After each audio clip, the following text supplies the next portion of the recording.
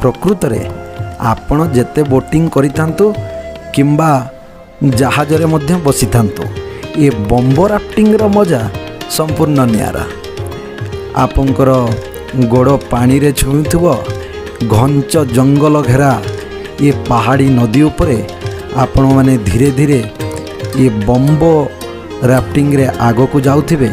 ଏ ପ୍ରକୃତରେ ଏହା ଅତ୍ୟନ୍ତ ଆନନ୍ଦଦାୟକ ଥିଲା।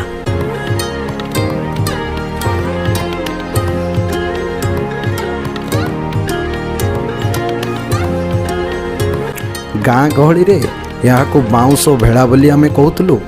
ଏହା ପ୍ରକୃତରେ ଖୁବ୍ ବାଲାନ୍ସଡ ଓ ସେଫ୍ ମଧ୍ୟ। ଏକାଥରକେ ଏହି ବମ୍ବ ରାଫ୍ଟିଂ ଆପଣମାନେ 6 ଜଣ କରିପାରିବେ।